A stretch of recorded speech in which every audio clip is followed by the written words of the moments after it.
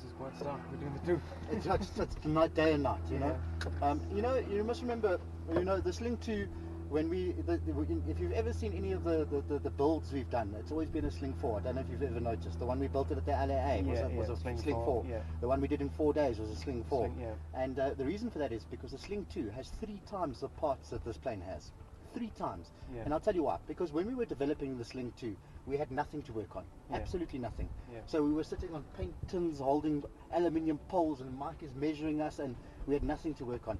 And only after we built the aeroplane, and we were doing type approval at the same time, that we couldn't, we realized that there were problems.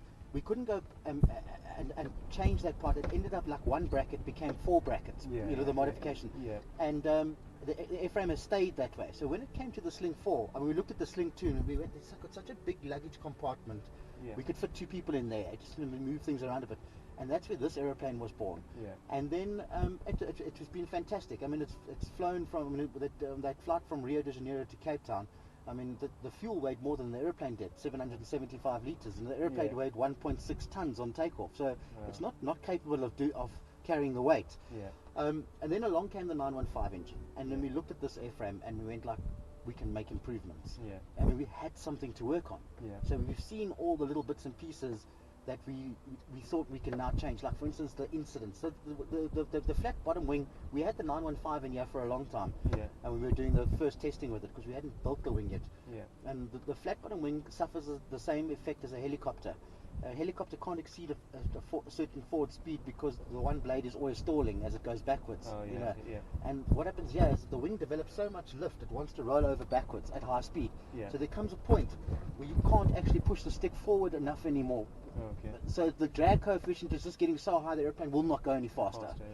And so when we took the wings off here and put the new wings, I was very skeptical. I went like, yes, are we going to compromise safety here? Because like this wing is so safe. We chose this Naka 4415 wing section for its safety and its stall characteristics. You know? Yeah. And I was really like nervous, like, are we taking some of the safety away? I was bone wrong. The new wing outperforms this wing. The stall is exactly the same, if not better. The new wing gets off the ground faster. The new wing lands shorter, and it has much less drag on it. Yeah. So it is overall a better performance airplane. We also managed on the TSI to change the wing incidence and the tail incidence. Okay. This one that you're flying now actually has the TSI incidence on the tail. On the tail. Yeah, so it is actually slightly better than a standard Sling 4. If you did ever purchase a Sling 4, it would be with the TSI incidence. Yeah. But the wing incidence would remain as like a Sling 4, only because we changed the incidence on the semi-symmetrical wing because it had to be changed. You know, it wouldn't work out at the incidence. And I mean, it's just got 900 mils of extra wing. You notice it when you round out, and if you're too fast over the fence, it'll glide. It'll just settle in on a cushion of air and just carry on going and going and going. You almost want to pull air brakes. You know. And the biggest problem people make with this aeroplane is they're on final approach and they're too high. They think now I'm going to push the nose down. Pushing the nose down is a bad idea because you just never get rid of the speed again. You've actually got to do completely the opposit. You've got to pull the nose up and then slow down, and then it sinks in like this. You put it in like as it develops lift, it just goes like a speedboat or like a surfboard and on the front of a wave. So you've just got to pull it back. I've showed you that before. It's instinct to push forward because you think you're going to land deep, but actually if you pull the stick back, it just goes woof like this and bounces off. Yeah, look, I'm glad you got to experience both, but you can clearly see the differences in the two aircraft. I mean, it's a very capable aeroplane, the Sling 4, but I mean, just having those extra 30 odd horsepower makes a massive difference. And the drag, of course, you know, the new wings completely flush riveted on the leading edge and on the bottom. And then of course the forward fuselage and the entire tail. So all of those little improvements make a bit difference. The TSI has also got a slightly bigger dashboard. It's slightly higher over here. And it's got different seats, of course. And you know, that's about basically the difference. Of the actual raw of the fuselage is pretty much the same. We didn't actually change anything there. Yeah, I think these things are hidden, isn't it? Yeah, we learned a little bit there. We made little nice little covers. It's also got a permanent sun visor. Even if you went for a Sling 4, it would be a TSI canopy. We don't make this canopy anymore. That's pretty much standard, you know. So that's between the two airframes. We tried to, as a matter of interest, I'll tell you that we tried to fly we were thinking like, yes, it's like maybe, I wonder how well the 914 perform with the new wings. And we tried to fly it there because of course we had the new wings on here, and then we took the 915 off. So we said, like, let's bomb the 914 and let's do the test. We never ever did that test because we did it asked about face. We put the 915 on with these wings. So we put the 914 and I was like, let's fly it. And I was quietly hoping that it would be like, wow. And I was bitterly disappointed. Yeah, it cut the climb rate in half. So we were only getting 250, 300 at 8,000 feet. The takeoff distance was almost double, and the forward speed was only 5 knots difference. It just shows you that it's all about horsepower. It's all about horsepower. You know, if you want to go to 200 knots, you've got to put another 100 horsepower in there. If you want to go to 300 knots, you've got to put another 200 horsepower in there. And it's just the nature of the beast. I thought it was going to be wrong, but I was quite interested to see that. I was, you know, because we've done a Sling 4 with the forward section of the wings, like that bell that you saw up there. Oh yeah. Yeah, with everything, and it is slightly faster than all the standard Sling 4s. It does like this. Always do 115, 117 indicated, and that one will do 122, 123, and it's because of the flash rivets. So give you an idea of how much the flash rivet. Mike was always like, man, it makes no difference. And we did some back-to-back testing, practical testing. So the Sling 2 with a 912 IS keeps up with the Sling 4 with a 914 with flash rivets. The Sling 2. That's the efficiency of it. 7 to 8 knots flash rivets. Well worth having, you know.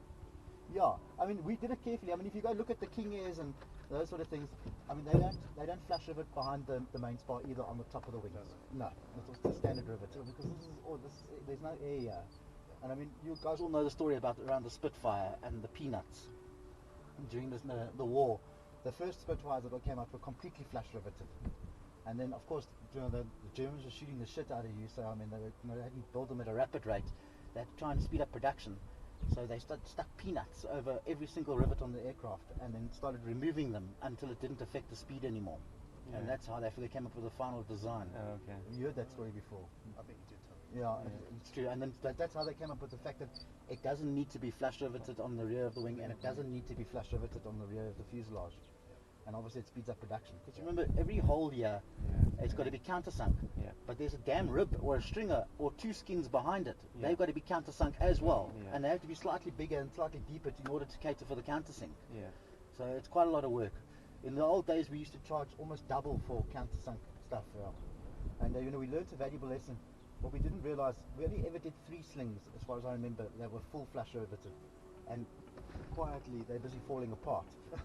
And the reason for that is, you know, we're a learning business. Yeah. We punched the hole 3 millimeters, and we assumed that after dimpling it, it would go to a 3.2. Yeah. When in actual fact, the damn hole went to a 3.45. Right.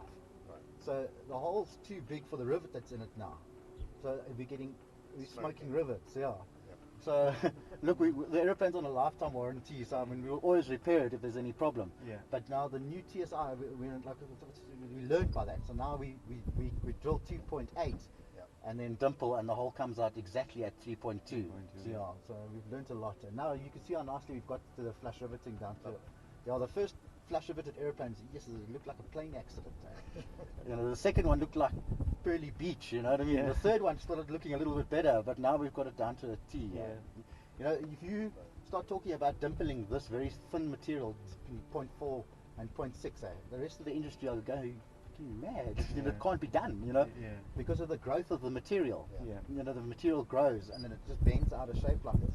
We seem to have got it right, so I'm quite happy with it. I'm very pleased with the way the aeroplanes are coming out. Yeah, it's a note. It's amazing that when you fly these airplanes back to back, yes, so this one is rough in the bumpy weather. I mean, compared to the TSI. I mean, TSI is just, you know, the wings are flexing. Yeah, it's sliced, and the wings are flexing, and it's just so much smoother. And you're being nailed there. Doof, doof. And I mean, we were at almost walkable, and we were only 5'8", 5'9". Whereas with TSI we were almost 7,000 feet. So I was telling him down, down, down. You know what I mean? You climb out here at 1,000, 1,200 feet per minute. This one initially gives you 800, 1,000. Thereafter it's 450. And that's just the numbers there. But we are high. I mean, we're 8,000 feet. The airplane performed. So I mean, I know the climb numbers. I mean, at gross weight, at sea level, it'll climb at 800 feet per minute at sea level. Up to 4,000 feet. From 4,000, it starts progressively dropping off. And but the TSI is different completely. It keeps going. Yeah, it just keeps going. And it just carries on boosting. I was telling him, in the TSI, when you start flying, you realize that You know, it doesn't give you, when you give it gas, it doesn't feel like you got 141 horsepower, you know. As the prop starts to load, so it starts to feed in more boost. So you actually start accelerating on the run, and it's like a 737. You pull the nose up, the damn thing's still accelerating, you know, as it's boosting. Because on the ground, it's only giving you 40 odd inches. Yeah. But as it loads the prop, so it starts going up. The first time we ran the 915, we said, no, this thing's not boosting. It's stuffed. I phoned Rotax. No, there's something wrong here. I said, no, it'll never give you full boost on the ground. It's designed that into that. You know, you've got to fly it. Yeah. And I was like skeptical, you know, because like. You know, this was the You're first a flight. convert now. Yeah, it was, no, I'm a firm believer. I'm sold out. I know. We were very disappointed with the 912 IS motor. Yeah. You know, they gave a lot of hassles, and I called it 4 or 5 years. So if you go back a little bit in history, the 912 and the 914, when they came out, they gave a fair amount of problems. But you know, with the fact that we're lacking any world wars at the moment, and they're probably not going to happen, that the development in aviation engines has ceased, as we should know it. Yeah. And drone technology has taken over massively. This is actually a drone engine. Yeah. It was designed. Yeah, if you look at their altitude testing, they did most of their testing between 25 and 35,000 feet. Yeah. And rumor has it that the US Air Force, who are the biggest supporter of the 914 engine, put initial order in of 600 engines, 915s.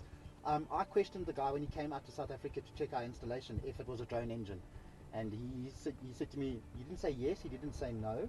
And then about 2 months later, I was invited to go to Argentina when I was there, and I flew the military version of the 912, 915, and it's a 222 horsepower motor. Wow. Same engine, same turbo, it's just over boosted, and it was flew in a PA28. And then there they confirmed, it's predominantly a drone motor, and I mean that's where it's going to. You know, manned flight as we know it is going to come to an end within the next 20 years. You know, I mean aeroplanes are just about they're landing themselves. For the military. Yeah, for the military, definitely. You know, I mean you speak to those Qantas guys, and they're only required to do one manual landing every 30 days. You know. They get so. I mean, we've got some airline pilots who work for Qantas. They get so excited that they get to land the aeroplane manually. You know what I mean? They're filming each other with a tablet and everything else like that. So that's the way technology is going. When that 912 came out, it gave us so much problems with the charging circuit and these lane lights because it's self-diagnosing all the time. Yeah. We found the first ones to be just too sensitive. You know, there's two independent fuel injection systems here that are working in unison. Yeah. That's quite a lot of software to write, you know, that should one fail, the other one picks up on the other one. Yeah. But they've still got to work independently. Yeah. So the first ones gave us grey night, and I called it 4 years ago. I said, listen, the reason why they're not making the changes on the 912 IS is because they put the development into the 915. They're learning from the 912, and they're putting the development into the 915. And choose Bob, when the 915 came out, which this is actually a 912 with a big turbo on it. Yeah.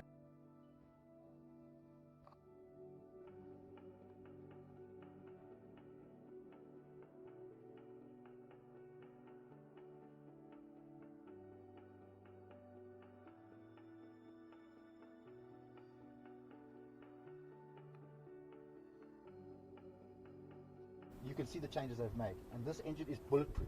I don't get those issues. We're not having any of those issues. So now my feeling is we'll now see the improvements come through on the 912 IS, but coming back from the 915. I just think they were in such a situation they didn't want to throw money at the 912 with this big thing happening with the 915, and they had to get it out. They were a year behind on the launch of the motor anyway, so I think they were a big dwang for it. And they've now. We won't sell a 912 IS here. You can't buy one here. You can't buy a Sling with a 912 because we cancelled all orders, and within 12 hours we had all the directors from Rotax sitting in our boardroom here like, why? And we didn't realize at the time. They said, listen, you guys are responsible for 11% of the world market. Rotax engine sales. And we told them the issues we're having. A lot of people forget when this instrument gives a problem. It's not a Garmin instrument. It's a Sling instrument. When the engine's giving a problem, it's a Sling engine. You know, so it was damaging our product. We cancelled all 912 ISs until they make the changes to the motor. They've now promised us a free 912 new production motor to test. Any idea when it's coming? It's coming this year. We're going to put it into it. That's why we sold FVU, our little school demonstrator. We're going to build a new one with a 912 in it. And yes, it's got the new gearbox on it with the pull shaft. And there's a whole bunch of different things. I've seen the differences, and I go like, okay, now it makes sense to me. Now it makes sense. In terms of the TBO for the 915, do you think will that go up? 100%. Yeah. Yeah, I have it in good authority that the 1200 hour TBO is only they're waiting for the first engine to get to 1200 hours. Yeah. There's just absolutely no ways. I've spoken to Thomas, will be here next week as well, and he's reassured me that they're just waiting for the first one to get to 1200. Yeah. And it will be increased to $2,100. No hassle. Yeah. I mean, mostly it's the same engine, isn't it? It's identical. Yeah. So the it's so much- major changes on the engine between. So one of the biggest problems with all Rotax motors is that they use a press crank. Yeah. So in other words, it's the crank halves and then they press a pin in it under huge pressure, and it's Yeah. got a roller bearing on it. It hasn't got a split bearing on it like in normal engines is. Yeah. Where you take the bottom of the conrod off and you can pull the conrod out and have it inspected. Yeah, little roller bearings on it.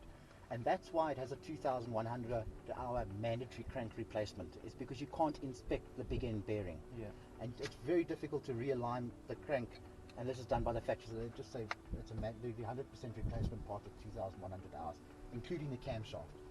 And this engine, they've welded the crank. Yeah. Okay, and they've changed it's low compression pistons, and they forged pistons as well. Yeah. So a lot of guys say, oh, but I can get 135 horsepower out of my 914. Yeah, Yeah. you can. You wire the wastegate shut, it'll give you 141 horsepower. Yeah. The United States Air Force, their 914s produce 141 horsepower. They only use them for 500 hours, Yeah. and they throw them away. Yeah. But the problem is you stand a chance of distorting the crank, not bending, distorting it, where it twists like this, Yeah. out of alignment side, and then it causes a vibration, Yeah. and then later on the engine just starts taking itself apart. Yeah. But if you welded the 914 crank, you'd get 150 horsepower out of it. There's Edge Performance Yeah. overseas. I mean, they're getting 161 horsepower out of the 912. Yeah. Yeah, but they're putting proper crankshafts in them. They're welding the crankshafts and balancing them, But it's still, unfortunately, it's a press crank. But without a press crank, you wouldn't get these engine speeds. Yeah. The standard crank, you wouldn't see 6,000 RPM. Yeah. 2,500 is going to put a leg right out of bed. Some people are uncomfortable seeing that 5,400. These engines are designed to do that. I mean, it's been around the world 3 times at that speed. It's anything less than that, you're actually doing the engine more harm. Yeah. There's Rotax bulletins out that you're not supposed to run these engines below 5,200. Yeah. That's because it loads the gearbox too much. Yeah. Okay. I mean, Rotax, they often say that this 9 series motor is, there's a rumor going on that this is on the box, that this is not for aviation use. That is total bollocks. The 9 series engine is a dedicated aviation engine. It is a certified and SDA compliant engine. Yeah. There's no such thing. This is an aviation engine. It's the only ones that weren't. Even the 582, they are aviation engines. But Yeah. the ones slightly before that, the 618s, and they were the 2-stroke engines which they used from the jet ski. Yeah. Yeah, those weren't. Snowmobiles And they and said things like- this yeah. is not for aviation use. But Yeah. the 582 is an aircraft engine, certified, SDA compliant, and the 9 series are airplane engines. Yeah. Was there a service bulletin on the exhaust valves, the sodium Yes. filled exhaust Yes. valves? Yeah. What happened with that? Is it resolved now? Or? Yeah, it is resolved. So I was stuck in Panama, in Costa Rica at the time, and I had to fly the airplane from Costa Rica down to Panama Yeah. over that jungle. Okay. And the service bulletin came up, and I couldn't leave the airplane in Costa Rica because if it stayed there another day, they would have seized it. Yeah. And I had to fly it down there. I flew it like 13,500 feet over the jungle there, and I thought, well, if the engine goes, I'm going to the sea here. It's safer there. And that Rotax are like, they're pedantic about stuff like that. They're super scared of a liability claim. Yeah. Quite rightly so, and I'll tell you another story now. I don't think that there was ever a failure, because if there was a failure, I would have heard about it. Yeah. And we carried on flying them on the old valves. Yeah. I think just during QC, they must have picked up a crack or something like it where they joined the stem to the Stem valve. to the stem to And the as a valve. safety feature, they just replaced everything. Yeah. Same as the fuel pumps now. There's just been a service bulletin about the fuel pumps. Yeah. The 914, 912, they've always been certified. And more recently, when they certified this 915 engine, a gremlin crept in there. NGK spark plugs turned around, and they went like, Oh, yeah. "You're using our spark plugs for what? An Yeah. airplane engine? No. This spark plug was designed for a motor car, not for an airplane Yeah. engine." Yeah. So immediately they didn't want to take any responsibility. So Rotax had to develop their own plug, Yeah. and that's why they're now using the Rotax plug, which is Rotax. made by Bosch. Yeah. And on the back of that, Pierberg, who made the fuel pumps, Yeah. said, "What? Yeah. No. Our pumps are never ever designed for airplanes. Yeah. Everybody doesn't want to accept responsibility Right, because I can yeah. tell you that's Yeah. what Rotax will do. Yeah. Rotax airplane crash, they go turn on and say, "No, Pierberg made the pump." We had nothing to do with it. We make the engine. Yeah. Then we buy the pump from those guys. Yeah. It's their fault. Yeah, so they immediately pulled out, and I think there must have been a hell of a fight there, and it went down because Pierberg refused to manufacture the pumps for them, even if they rebranded it themselves. Yeah. So they went elsewhere, and I assume that they've been manufacturing these pumps in China or somewhere like that. Well, there's nothing wrong with Chinese products, but obviously it needs to come up to speed. And there must have been something wrong with the pumps. Our aeroplane is still flying with a set of faulty pumps, or in-service bulletin pumps.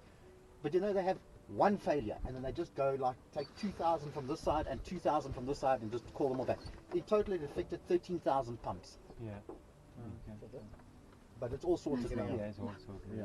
So those were the two service bulletins. And there was another one that came out about the engine. That was an assembly issue where they put the little guard that protects the wastegate controller was 45 degrees off. It wasn't protecting it from the exhaust. And that was the only 3 service bulletins that have come out about the motor. Okay. So our aeroplane's got 400 hours on it already. And I mean, James and I have got no respect for an engine whatsoever. Ride it as hard as we can. Yeah. The first engine we got from Rotax was a prototype engine, and they bought it, and they didn't trust us that we weren't going to. You heard the story, yeah. They didn't. When they first sent the 912, they said there was a big sticker on it that said "Do not fly." Yeah. And the first thing we did was put it in a customer's aeroplane and sold it to the guy. And when the Rotax came here to check the installation, they said, "Where's the engine?" I said, "No, it's gone with the customer." They were very unhappy.